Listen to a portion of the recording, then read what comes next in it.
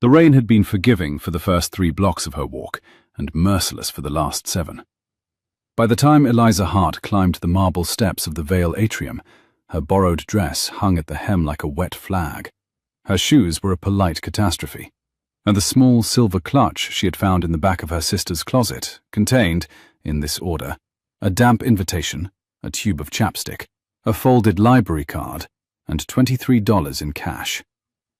She was 47 minutes late to the only Billionaire's Gala she would ever attend. She was the substitute for a colleague who had called in sick at 5:42 that afternoon.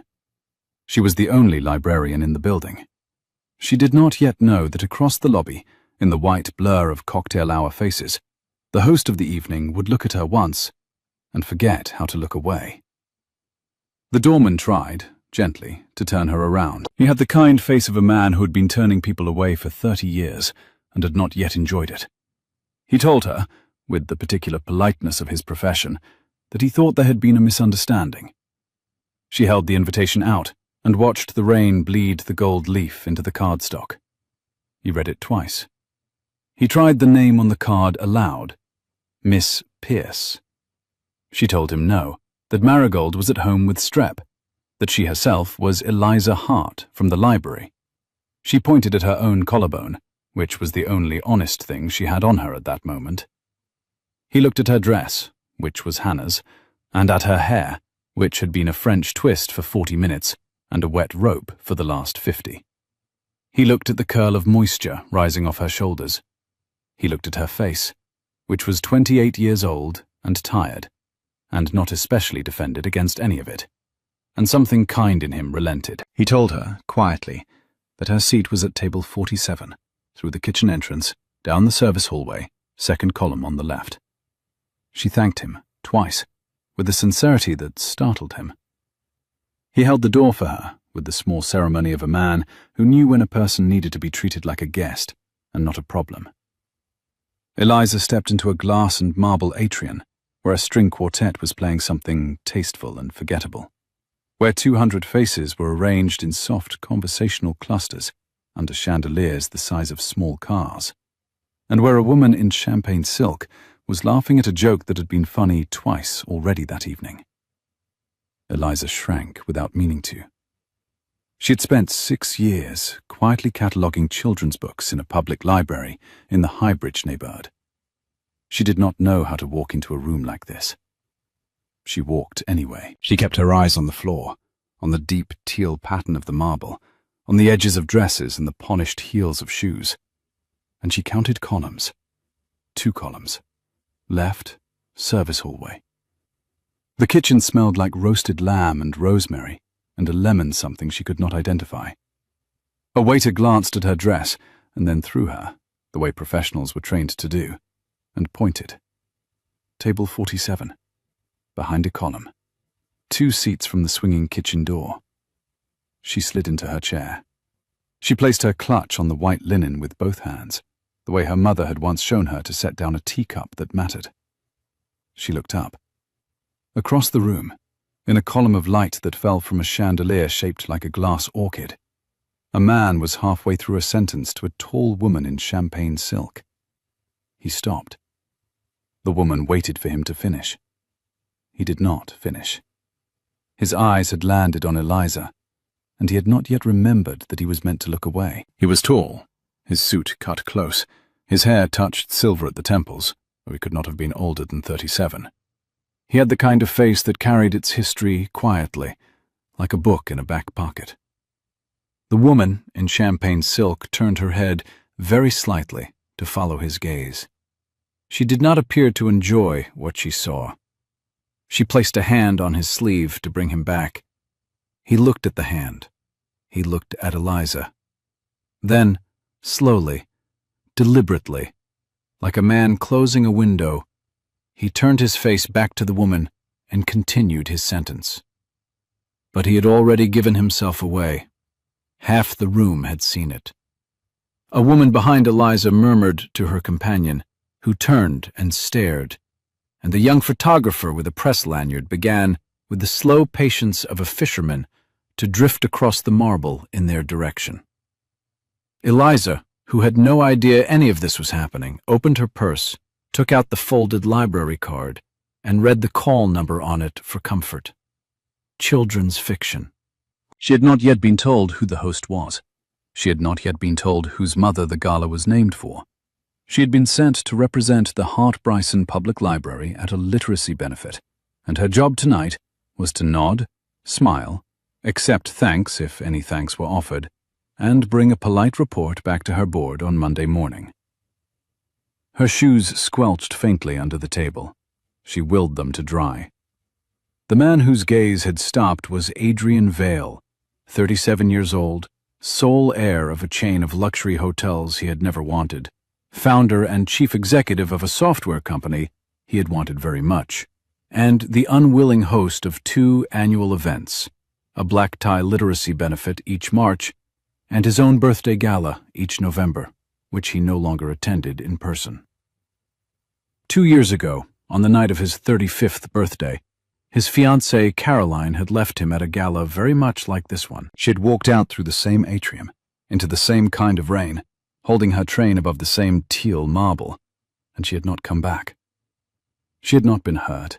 She had not been wronged. She had simply decided, 3 weeks before their wedding, that she did not want to spend the rest of her life folded into Adrian Vale's silences. The press had treated it the way the press treats everything, as if it had happened to them. Adrian had retreated into work and dignity and the careful habit of not looking too long at any woman, especially in rooms with chandeliers. Tonight he had broken the habit by accident. He had looked, and he could not, despite himself, fully look back. Vanessa Whitcomb, in her champagne silk, was a year younger than Adrian and had been Caroline's first cousin. She had spent the 2 years since the wedding that never was patiently placing herself in every room Adrian entered. She had become indispensable to his foundation, his calendar, his polite social life. She had been told by 3 different magazine editors, with that pitying confidence women acquire after 30, that she was next. She had not yet decided whether she liked Adrian or merely intended to win him. The distinction had stopped mattering some time ago. She looked at the woman behind the column at table 47, the wet-hemmed librarian with the supermarket clearance hair clip and the borrowed dress, and decided that the librarian would not be a problem. She was wrong about that, but she would not realize it for several weeks. "Adrian," she said gently, "Senator Hohn's daughter has been waiting to meet you." "Of course," Adrian said. He did not look at the column behind which Eliza Hart sat reading her library card. He did look, very briefly, at the empty terrace door beyond it, as if memorizing an exit. Then he allowed himself to be steered toward the next handshake.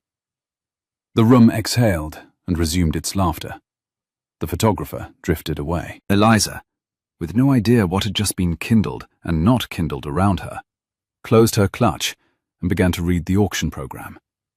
The first item was a private cooking lesson with a celebrity chef. She smiled because her sister Hannah would have lost her mind for that. The second item was a weekend at a beach house. The third item, toward the bottom of the page, made her hand stop on the linen.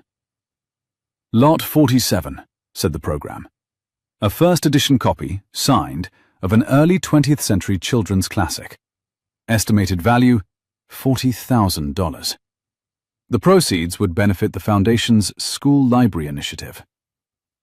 Eliza Hart had read that book under a kitchen table when she was 7, in a paper edition with a yellow binding her father had brought home from a thrift store the year before he stopped working.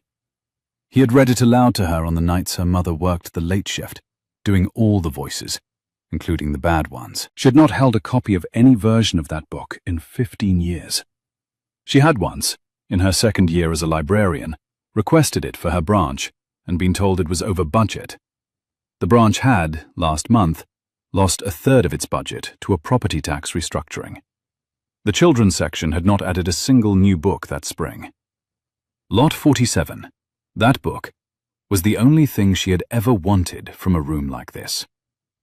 She had $412 in her checking account.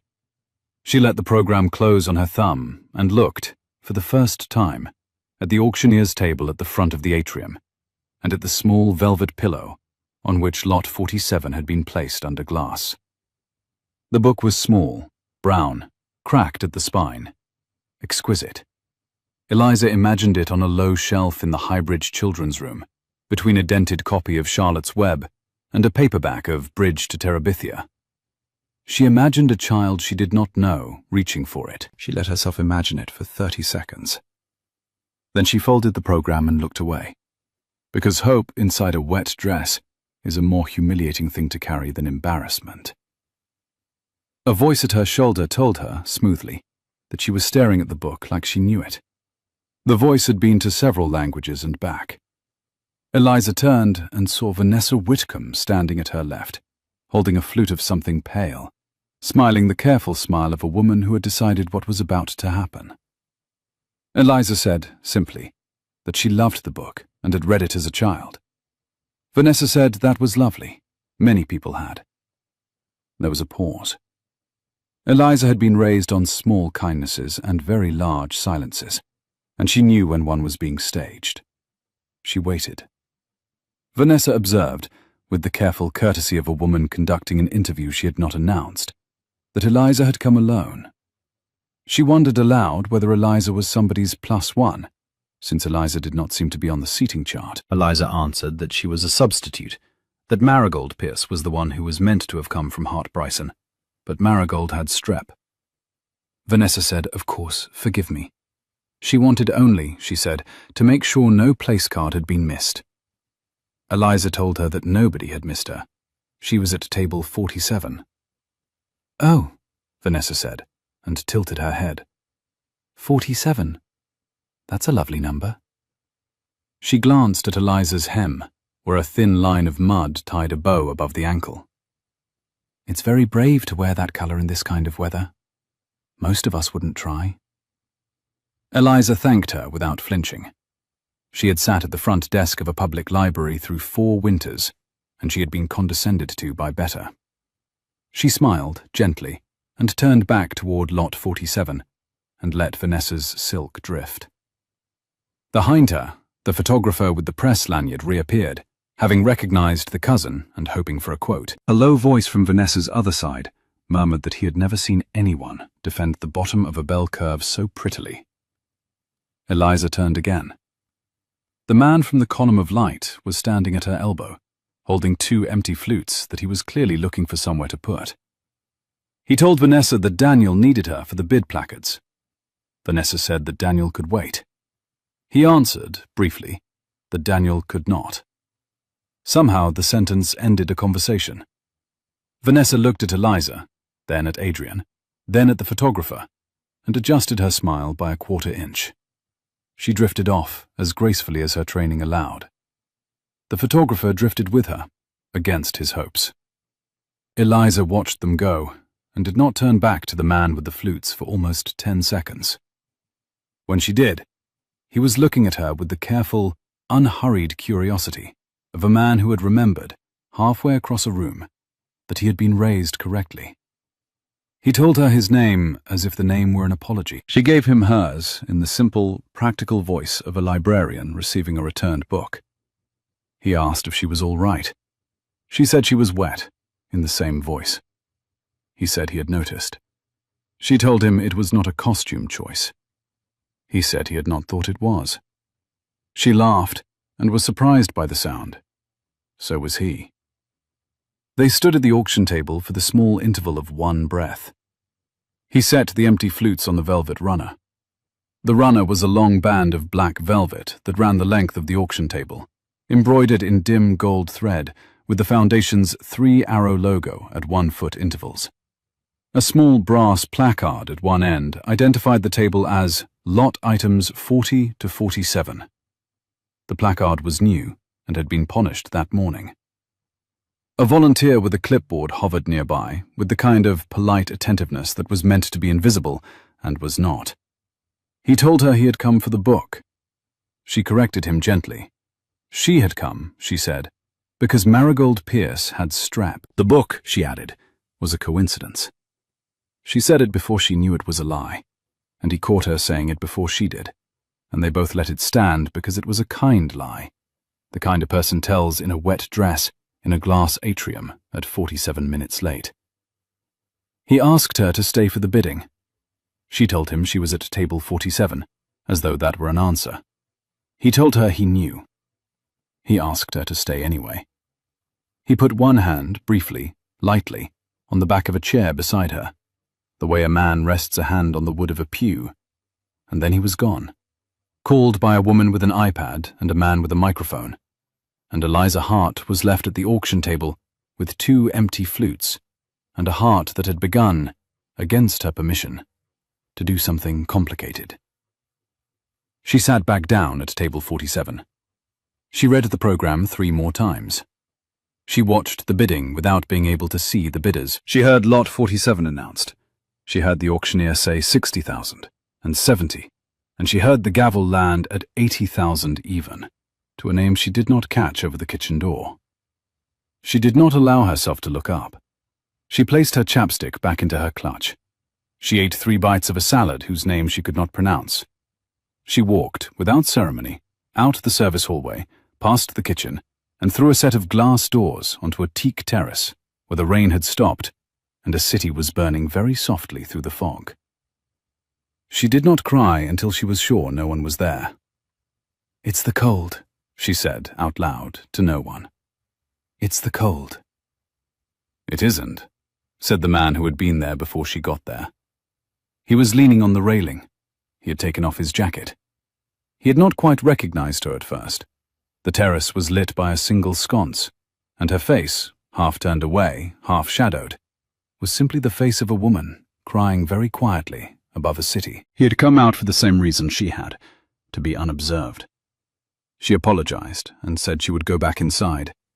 He told her, gently, that he would rather she didn't go just yet. She wiped her cheeks with the heel of her hand, which was an inelegant motion, and then she laughed, because she could not stop laughing tonight. Every time something snapped a thread in her, she laughed. "You don't have to keep talking to the wet woman," she said. "You've been very nice." "I'm not being nice," he said. The terrace was narrow and long, paved in honey-colored teak that had darkened at the seams from rain. 2 metal heat lamps stood unlit at the corners. A row of small olive trees in matte planters was grimly committed to surviving the city.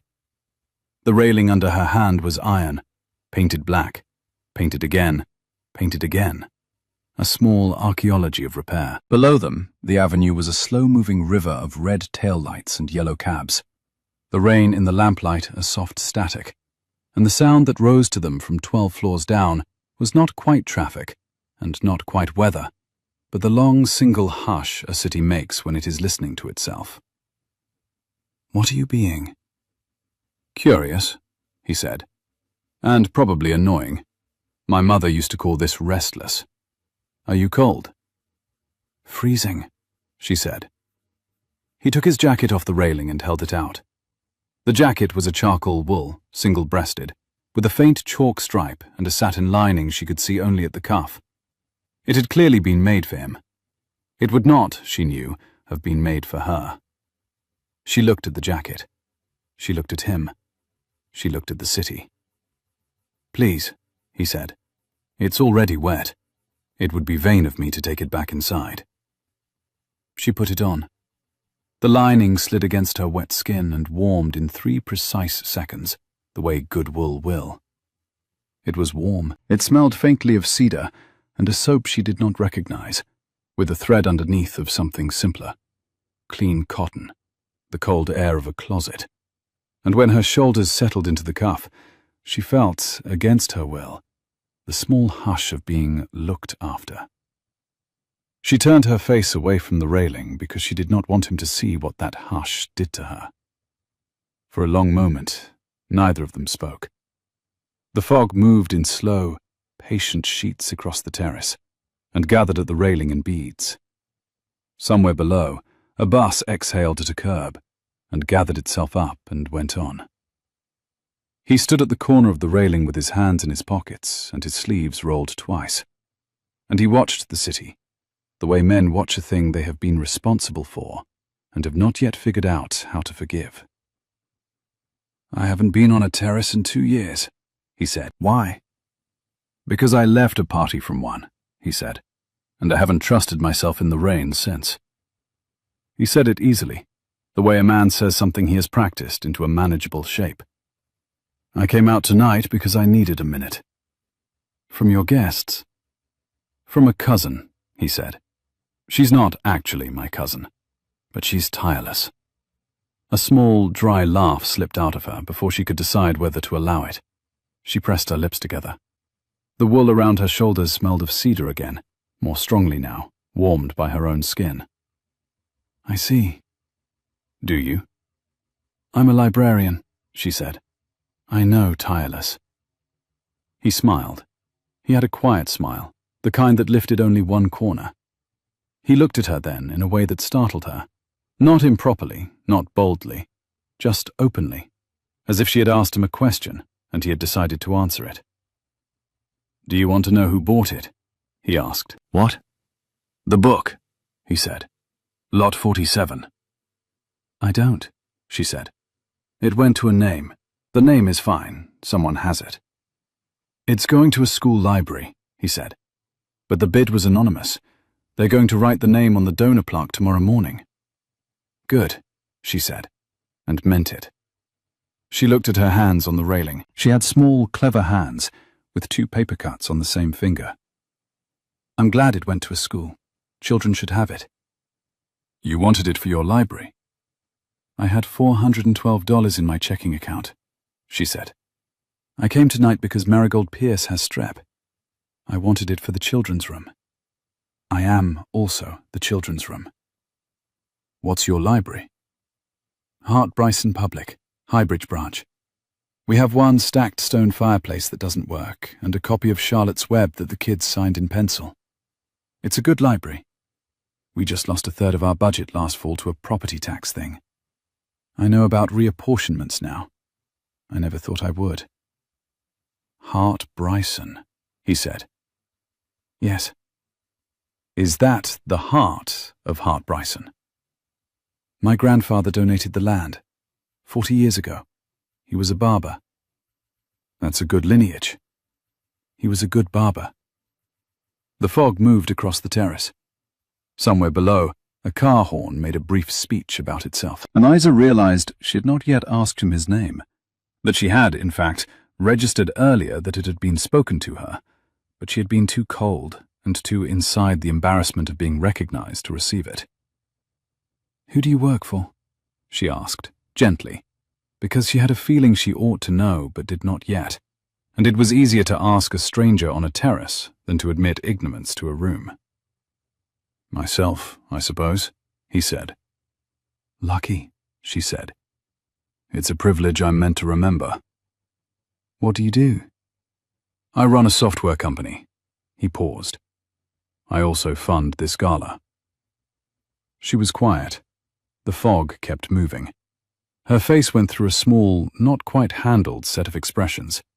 Recognition, dismay, the quick recalculation of every word she had said that evening to a man whose last name she had now, finally, attached to a building she was standing on top of, to a foundation she had been sent to thank. "Mr. Vale," she said. "Eliza." "I'm sorry. I'm so sorry. I should go inside." "Why?" "Because I'm wearing your jacket." "That's where it should be," he said. "Stay 1 more minute." "For what?" "For one dance," he said. She did not know whether he was joking. She looked at him. He was not joking, and she knew because the smile he had used earlier had gone away, and a different one had come in its place, smaller, less practiced. She thought about the room behind them, the photographer, the cousin in champagne silk, the velvet pillow with no book on it. She thought about Marigold Pierce sleeping with strep. She thought about the $412 in her checking account, and the librarian at the front desk on Monday morning who would ask what the gala was like, and what she would say. "I can't," she said. "I'm sorry, I really can't." "All right, he said. He did not press. He nodded once, slowly, the way men nod to women who have given them an answer they intend to honor. "Can I at least walk you out?" "I can walk myself out," she said. "I'm a librarian. I close every night." He said her name, and she answered, and he told her, simply, that it had been very nice to meet her. She slipped his jacket from her shoulders and folded it over the railing. She did not look at him as she did it, because she did not entirely trust her face. She thanked him for the warmth, truly, and wished him good night. She walked back through the service hallway, past the kitchen, past the small staff stairwell, past a busser who saw her and looked away because he had been a busser long enough to know what to do. She walked through the lobby with her chin up. She stepped out under the awning into a city whose rain had thinned to mist. She rode the bus home in her wet dress, with her small clutch in her lap, the cold seat plastic against the back of her knee, the bus's heater humming a soft, tired note above her shoulder. She sat at her kitchen table at midnight and ate a piece of toast, and the warm bread on her tongue made her cry, briefly, for no reason she could name. The next morning a courier arrived at her third-floor walk-up with a small wooden crate. He was apologetic about the size, the noise, the early hour. He waited on the doorstep in a uniform of the kind that appears on television. The crate was light. There was a card in a cream envelope inside, sealed with a square of red wax that did not, thank God, have a monogram. The card was short. "For your library," it said. "Not for you. A.V."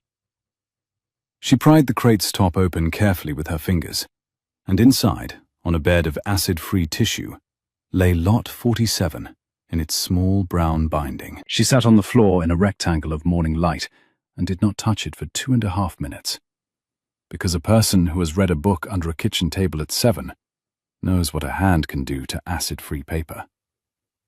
Then she said something out loud that she would never repeat. Then she put the lid back on the crate. Then she got dressed in her work clothes, a navy skirt and a cardigan with 2 missing buttons and her sensible shoes, and she carried the crate down 3 flights of stairs and onto the city bus and into the lobby of Vale Tower at 9:17 on a Monday morning, with her library card in her front pocket and her librarian's professional fury in her eyes. The receptionist at Vale Tower had been trained for many things. Returning a $40,000 children's book in a wooden crate was not one of them. She tried 3 different ways to interpret what was happening. Eliza waited at the front desk with the crate balanced on her hip and asked, very politely, if she could speak with Mr. Vale, please. The receptionist tried to call upstairs. The line did not go through. The receptionist tried to take a message. Eliza said, equally politely, that she could not leave a message, because the message was the crate. The receptionist tried to summon security, which felt to Eliza a little like a punctuation mark she had not intended to invite, but she stood her ground. A monitor on the wall showed the lobby in a mirror image. On a different monitor, somewhere upstairs, a man at a glass desk saw the woman with the wet hem from the night before, standing in his lobby, holding the small wooden crate from his own delivery, looking up directly into the camera, as if she could see him. Adrian Vale set down a pen. He stood. He took the elevator. The doors opened. Eliza turned. The lobby went briefly silent, in the way lobbies do when a building's owner crosses a marble floor. The hush traveled in widening rings. First the receptionist, then the security guard at the inner gate, then the woman in a tailored coat, waiting for an elevator, then a man with a courier bag who paused mid-stride near the planter. Adrian wore no jacket today, only a dark sweater and the trousers of a man who had not yet decided whether to go to a meeting. His shoes made very little sound on the marble, as though he had practiced this particular kind of arrival without meaning to. He stopped in front of her with the small crate between them and waited. She greeted him by his last name. He answered with her first. She had thought, on the bus ride downtown, about what she would say. She had practiced 3 openings, all of them less true than the one that was now coming out of her mouth. "I cannot accept this. I addressed it to your library." She stood her ground and explained, very plainly, why the book did not belong at her branch. She was, she told him, functionally the children's room. The book was a $40,000 archival object that required gloves, acid-free shelving, a humidity meter. Her library had a stacked stone fireplace that did not work, and a paperback Charlotte's Web. The book belonged in a case. He told her, simply, that she should put it in a case. She told him she could not afford a case. He told her, in the same flat tone, that he would pay for the case. The receptionist, who had been pretending to type, stopped pretending to type. The man with the courier bag took an interest in a brochure that did not, in fact, interest him. Eliza pressed the crate a little harder against her hip and felt, through the wood, the small, dry weight of the book inside, the polite displacement of an object she could not afford to want. "Mr. Vale," she said. "Yes." "I cannot take a $40,000 book from a man I met yesterday on a terrace because I cried in front of him." "You didn't cry in front of me," he said. "You cried in spite of me. There is a difference." She blinked at him. The lobby's late-morning light came down through the atrium glass in long, pale columns, and a single fragment of it fell onto the corner of the crate at her hip, lighting the grain of the wood. She had a sudden, precise memory of her father carrying a thrift store book up 3 flights of stairs in a paper bag, the bag's handles cutting 2 red lines into his palm, his face entirely happy. "Eliza," he said, gently, the way he had said her name at the railing the night before. "I will take the book back if you ask me to, but I want you to consider one alternative first." "Which is?" "Keep it for the library," he said, "on loan, with a case, which I will pay for, which my foundation will pay for, with proper insurance, with a 10-year archival agreement, after which the book becomes the library's, in exchange for one thing." "What?" "Hold a public reading," he said, "at your branch, one Saturday morning. Read aloud to the children. Open to the public. I'll come, if you'll let me. I won't bring press, I won't bring an entourage. I'll come quietly and leave quietly. Tell me yes, and the book stays in a case in your library. Tell me no, and I take the crate back to the building." Eliza looked at the crate. She looked at him. She looked at the polished floor of a building that did not, in fact, have anything to do with her, or her library, or her grandfather the barber. She thought about a lobby full of cameras, about Marigold Pierce's strep, about the children who had signed Charlotte's Web in pencil, about the fact that she had been awake since 5. The receptionist had begun, very tentatively, to type again. The man with the courier bag had drifted, with no real conviction, toward the door. The light moved on the marble. Outside, on the avenue, a city bus pulled to a stop, and the woman in a yellow raincoat got off, carrying a child and an umbrella she was struggling to close. Eliza watched her get the umbrella down. She watched her settle the child on her hip. She watched her go. "One Saturday," she said. He repeated the 2 words back to her, simply, without flourish. Then she began naming her conditions one by one, and he answered each in turn, the way a man takes an oath at the front of a small church. He would sit on the floor with the children. He would bring no press. He would let Marigold do all the introductions, because Marigold loved introductions. He repeated each phrase carefully in his own voice. The receptionist had stopped pretending to type and was now openly listening. A junior associate from the 7th floor stepped out of the elevator, took one look at the tableau by the planter, and quietly stepped back in. "And you do not look at me the way you did last night." He paused. The pause was longer than she had expected. She had a brief, uneasy sense that she had asked a thing he could not give. He held her gaze for 1 second more than he should have, and she watched the small, private negotiation in his face, the working out of a man trying to draw a line he might still want to cross. "Eliza," he said, "I cannot promise that one. I can promise only that I will try to be appropriate. Try harder. I will try harder. All right, she said, and let out a breath she had been carrying since the night before. All right, then we have a deal. The book stays in a case at the Bryson Library. She held out her hand. He shook it. The handshake lasted exactly 1 second longer than it should have, and that 1 second was photographed by exactly no one. Because, for once, the lobby was empty of cameras, except for a single ceiling unit by the elevators, whose feed, at that moment, was being watched on a desk monitor 3 floors above, in the small glass office where Vanessa Whitcomb, who had taken a different elevator and had been finalizing the Springboard Luncheon's seating chart, was now seeing, in real time, the back of Adrian Vale's head and the small, brave, bright face of the librarian he had not, in 2 years of effort on her part, looked at her with for a single moment. Vanessa watched until the handshake released. She did not go anywhere. She had not left her desk. She closed the seating chart.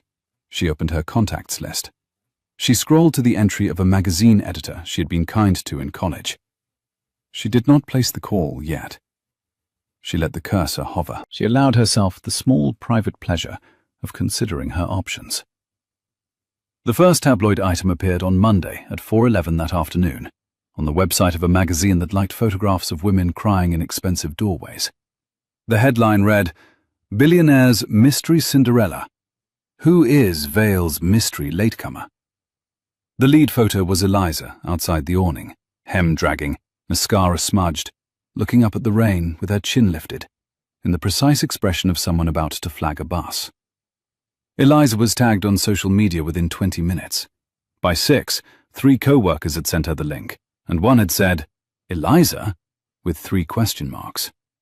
By 8, the library board chair had emailed her a kind, careful note about the situation and asked if she would stop by before Saturday. By 10, her landlord had texted her with a single word, "Hi," that was somehow worse than a paragraph would have been. She did not sleep well. She got up at 5:30 on Tuesday and sat on the floor with the crate and read the first 3 pages of the book aloud to no one. Then she made coffee, dressed, and took the bus to work. At 11, the chair of the board appeared at her desk with a pamphlet about appearance of impropriety. At 1, a reporter called the branch's main number and asked for the Bryson Cinderella.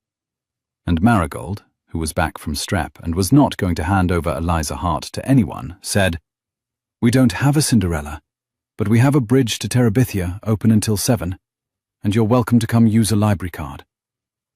At 3, Vanessa's anonymous source whispered to a different magazine that the librarian had been seen receiving a luxury package at her apartment building Monday morning, which was not technically untrue. By Thursday, the phrase "gold digger" had appeared in 2 comment sections, including one beneath a picture of the small wooden crate. Eliza walked into the library on Friday morning with a printed cancellation email in her bag and Adrian Vale's number, which she had been given on a card by his executive assistant, on her phone. He answered on the second ring. He was in the back of a car, and she could hear, behind his voice, the soft rush of city traffic moving past tinted glass. She stood in the staff break room with her back to the dishwasher and her free hand in the pocket of her cardigan. The break room window looked out on a small interior courtyard where 2 pigeons argued, with great seriousness, over a single chip of bagel. She told him. She told him about the chair of the board. She told him about the landlord. She told him about the pamphlet. She told him, in the calm, precise voice of a person who has been awake since 5, that she could not do the reading. He was quiet on the other end of the line. The line carried his quiet across, faintly, perfectly. She listened to it for a long second before he spoke. "Eliza," he said, "I know. I didn't think about what notoriety would cost you. I know. I should have." "Yes," she said, "you should have." There was another pause. She heard him say something, very softly, to whomever was driving, and the soft rush of traffic dimmed by a fraction, as if a window had been closed. The pigeons in the courtyard had finished with the chip, and were now arguing about a different chip. "I'm coming over." "Don't come to my apartment." "I'm coming to the library." She closed her eyes. She told him, in a thin, careful voice, what she could not have him bring. No press, no entourage, no anything that looked like an arrival. He answered each clause without argument, with the small, patient gravity of a man who has agreed to something and intends to keep agreeing for as long as it takes. "I won't, Eliza," he said, finally. And that was all that needed saying. "All right," she said, and ended the call.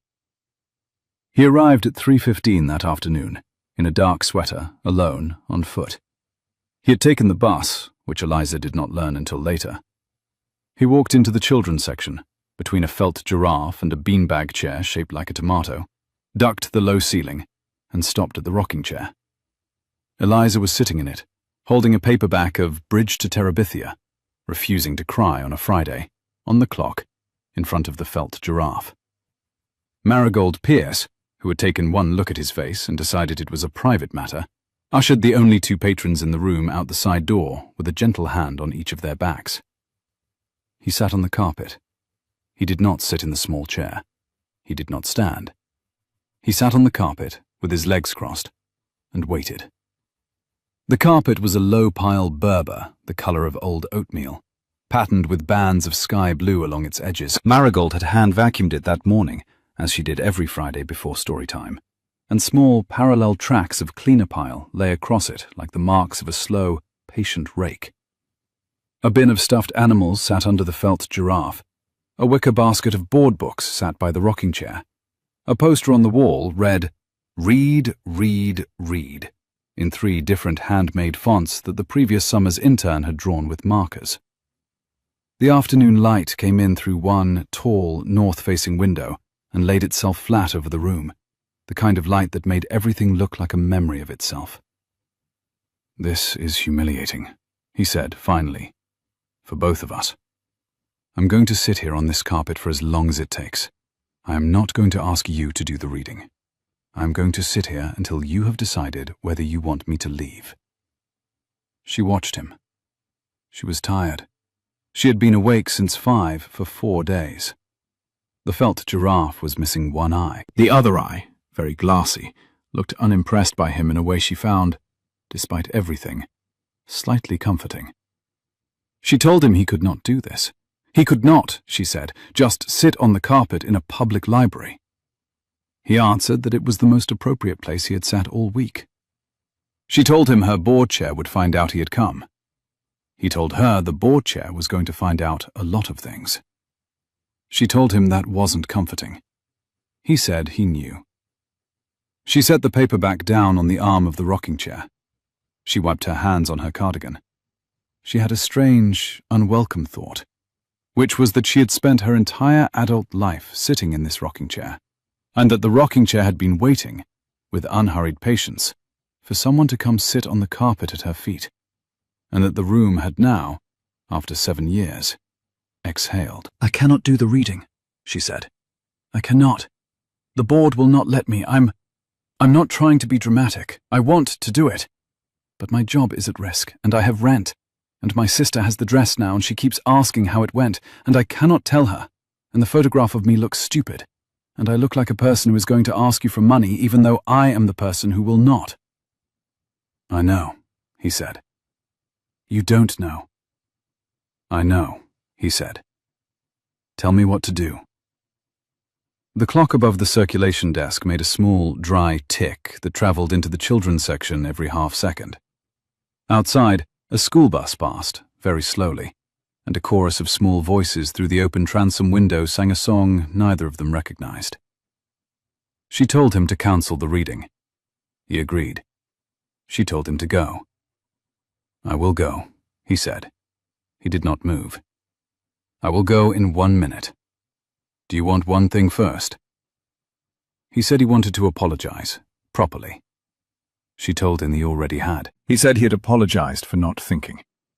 He had not apologized, he said, for putting her on a terrace. She told him he had not put her on the terrace. He said, then, that he had come out to the terrace, because he had been watching her across a room. She told him he should not have. He agreed. He said he was sorry, genuinely, that he had spent 2 years not putting people on terraces, and that it had been very rude of him. She laughed once, against her will. He watched her laugh. He did not push the laugh. He let it land and end. "I will leave," he said, "in 1 minute." She looked at him. She looked at the giraffe. She looked at the crate, which she had carried that morning into the staff room. She looked at the children's signatures on the cover of Charlotte's Web, all 12 of them, in 12 different shades of pencil. "What if," she said, "what if you came on a Saturday, quietly, not as you, as a person? And what if Marigold did all the introductions, and you sat on the floor, and you read the chapter you read as a kid, the boring one nobody likes, and we did not call it a public reading, we called it a story hour? And what if there were no cameras, and no press, and no comment? And what if you came on the bus?" He told her he had come today on the bus. She said she knew. Marigold had told her. "Yes," he said. "Yes, to all of it." She added 2 more conditions, the way she had at the lobby, that he was not to bring her anything, and that he was not to look at her. He answered the first with a flat agreement, and the second with a careful, "I will try." Then she set the date. "Saturday," she said, "after next." Saturday after next. He stood, slowly, the way a man stands up out of a low chair when he is older than the room. He did not reach for her.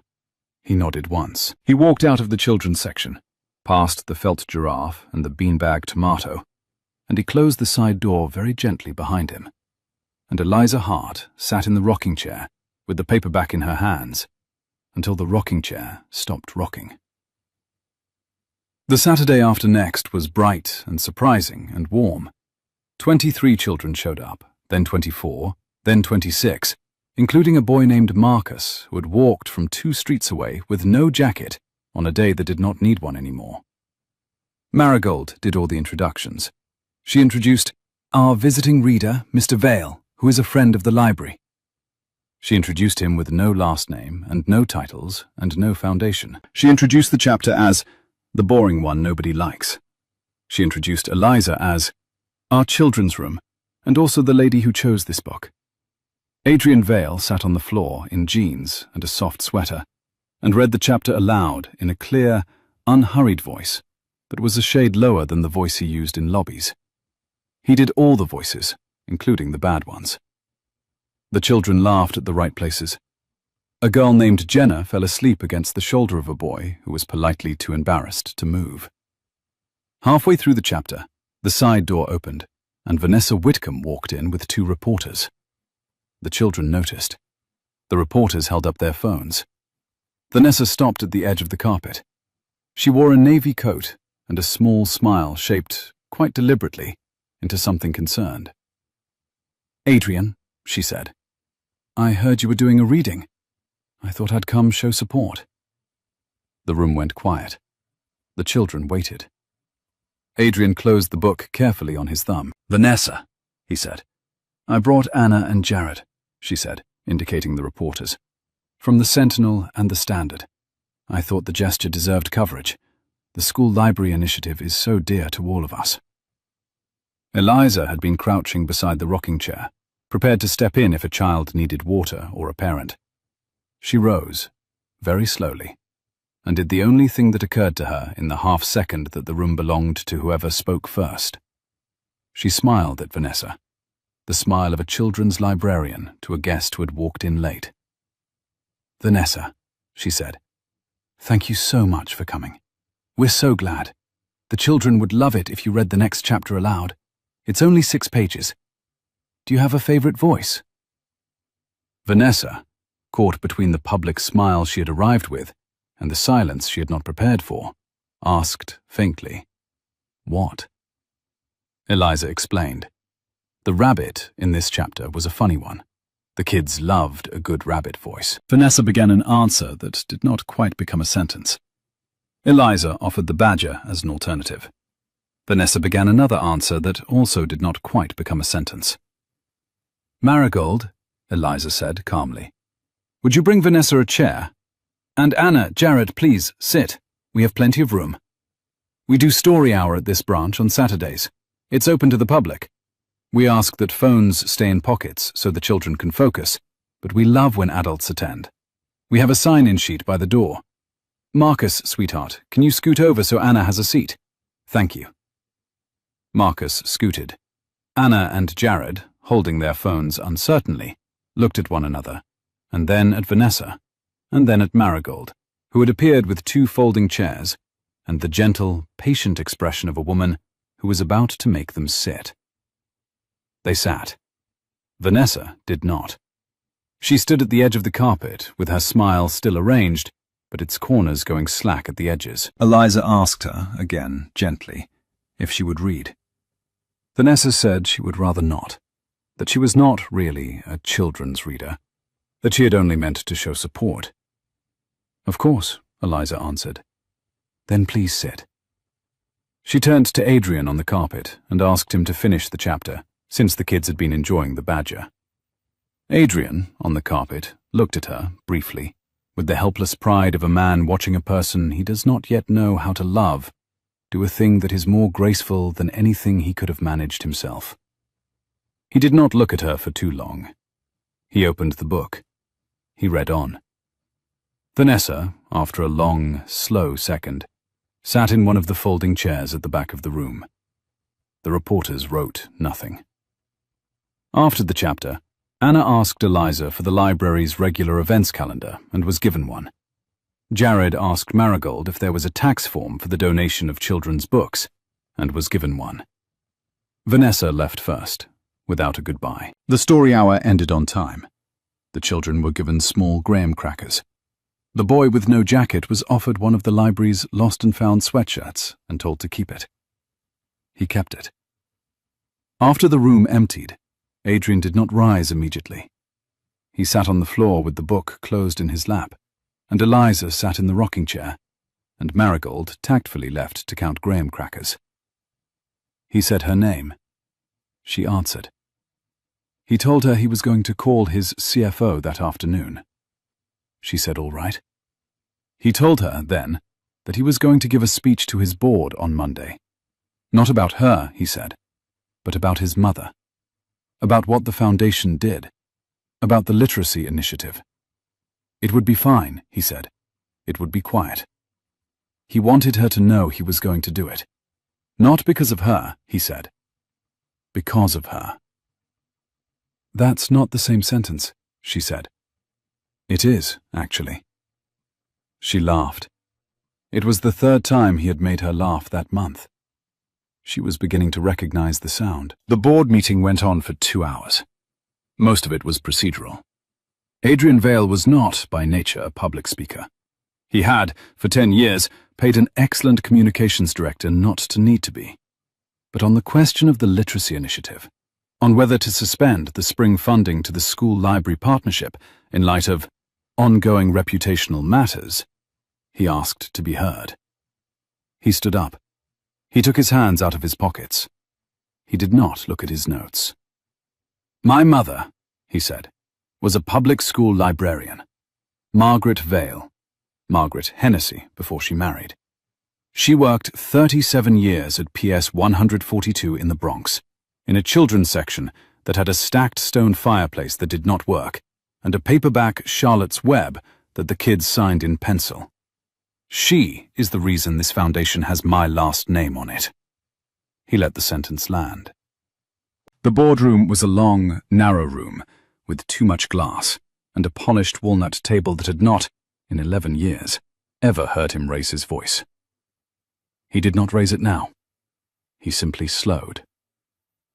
2 weeks ago, on the night of our gala, a librarian from a small branch library in this city was sent at the last minute to represent her organization.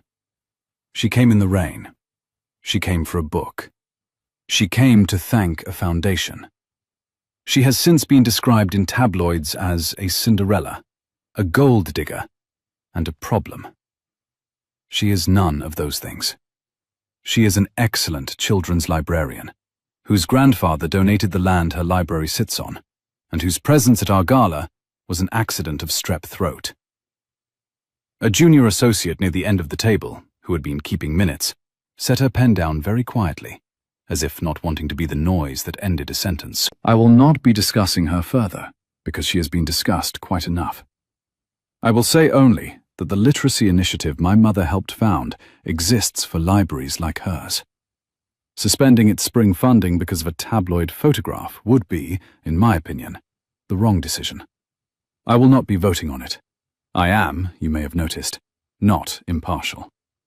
I will, however, be funding it personally if the board chooses otherwise. And I will be doing it in my mother's name. And I will be telling each of you individually when I do. He sat down. The room was quiet for a long, careful moment. Daniel Park, the CFO, who had been with Adrian for 11 years, called the vote. The literacy initiative passed 12-2.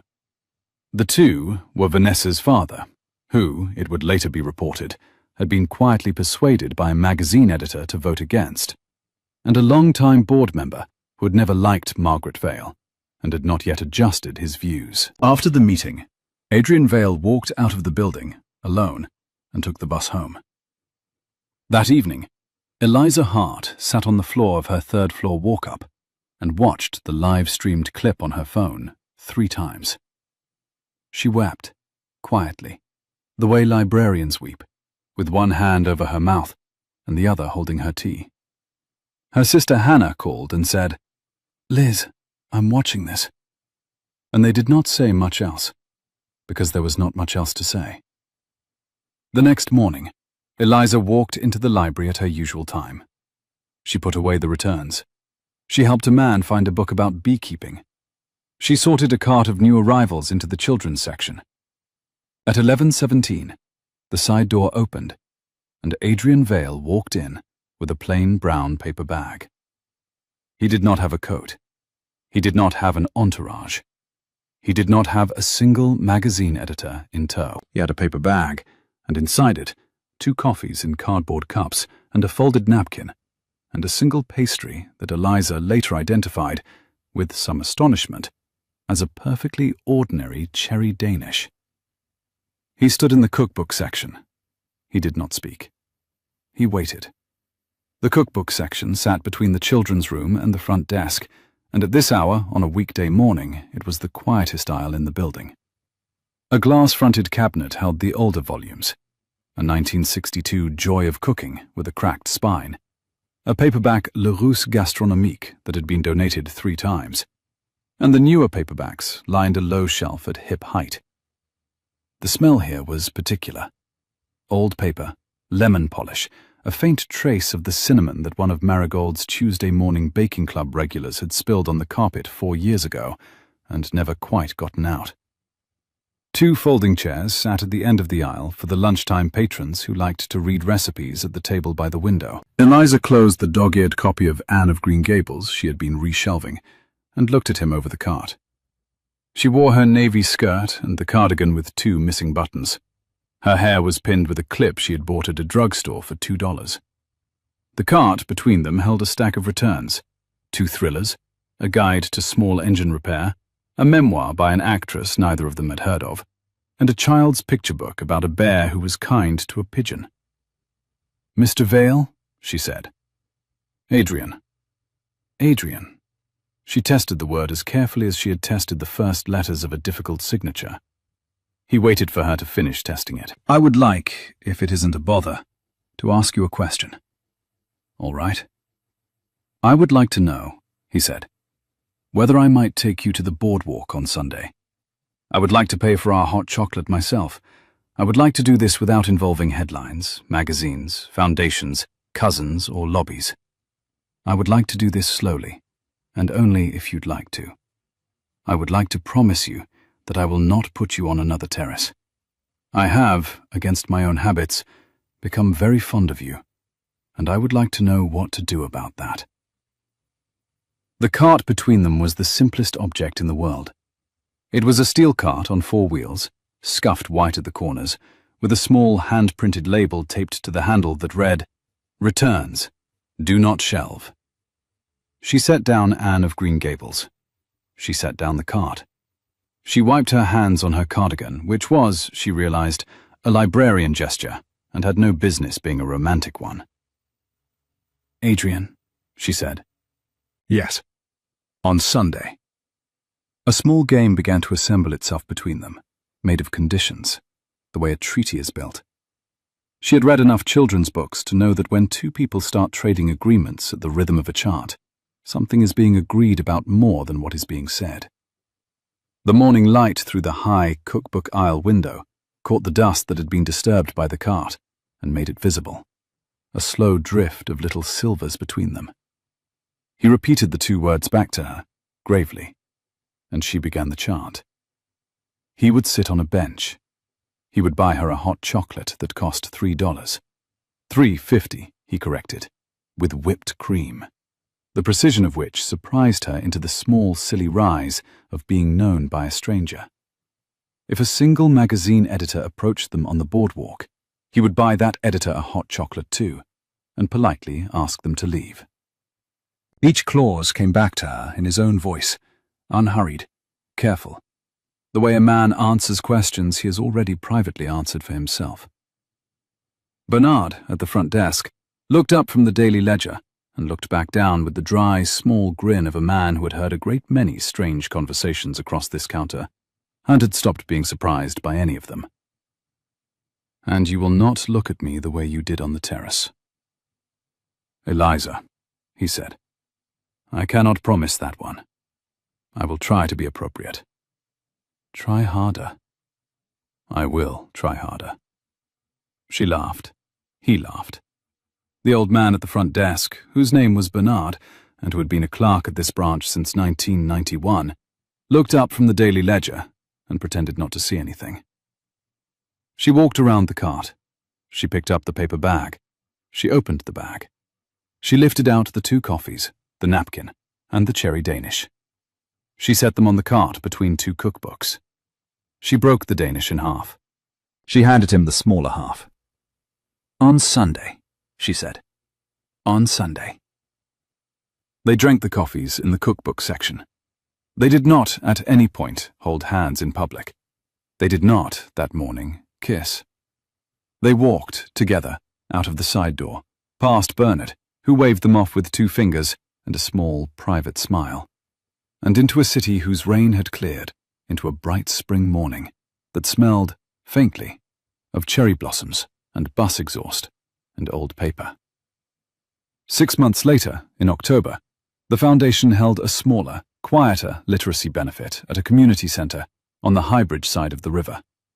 The Vale atrium had been given over for the night to a different gala, a hospital benefit Adrian was happy to attend in passing and not host. The Highbridge benefit was co-hosted by Adrian Vale and the Hart Bryson Public Library, and the Master of Ceremonies was Marigold Pierce, who was very good at introductions. Eliza Hart wore a dress that she had bought herself, in a deep teal that she had decided, on principle, looked best at her shoulders. She did not sit at table 47. She sat at table 1. She gave a short, unfussy speech about lot 47, and what it had meant to her at 7, and what it now meant to a small girl named Jenna, who had, that summer, learned to read partly out of it. She thanked the Foundation. She did not, at any point, mention Mr. Vale.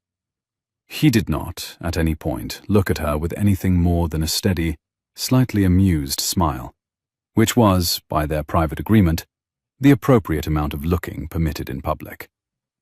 At the end of the speeches, a young photographer, who was new and had not been told the rules of this particular benefit, lifted his camera at the wrong moment. Adrian was halfway through a sentence to a senator. The senator was halfway through a sip of something pale. The photographer caught Adrian glancing across the room at table 1, where Eliza was leaning slightly toward Bernard, who had, against all expectations, accepted an invitation, and was now eating a tiny crab cake with the suspicion of a man who had only ever known crab from a can.